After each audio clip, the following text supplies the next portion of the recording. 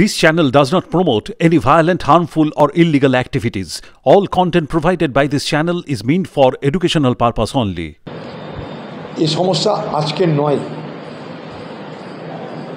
কিন্তু এতদিন মমতা ব্যানার্জি চুপ করে থাকলেন। ভোটের মরশুমে তার মনে হলো এইবার বিষয়টাকে কাজে লাগানো যেতে পারে।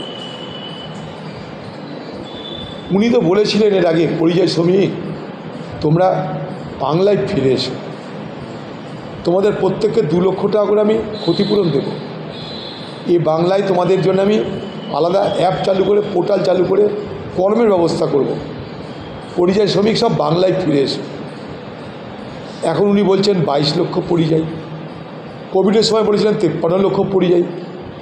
পশ্চিমবঙ্গ সরকারের কাছে নিজের কাছে তথ্য নেই যে পশ্চিমবঙ্গে অ্যাকচুয়াল পরিযায়ী শ্রমিকের সংখ্যা কত, কারণ পরিযায়ী শ্রমিক নিয়ে পশ্চিমবঙ্গে কখনো ভাবনা চিন্তা হয়নি।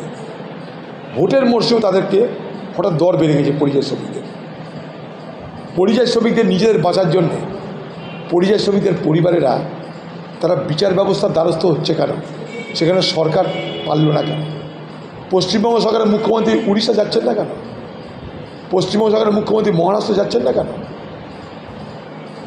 সেখানে কি মুখ্যমন্ত্রী দেখা করে বলুন, সেখানকার বাঙালি যারা যেখানে বসবাস করে সেখানে যান। কে মানা করেছে আপনাকে যেতে? আপনি দিল্লিতে যেখানে বাঙালিরা বাস করে সেসব জায়গায় যান, কোনোদিন গেছেন আপনি? যাননি। ভোটের মরশুমে বাজার চলে এসছে, আপনার হাতে একটা অস্ত্র চলে এসছে। এদিকে বাংলাদেশি হবে, ওদিকে রোহিঙ্গা হবে, মাঝখান থেকে ভোটের বিভাজন করা উদ্দেশ্য।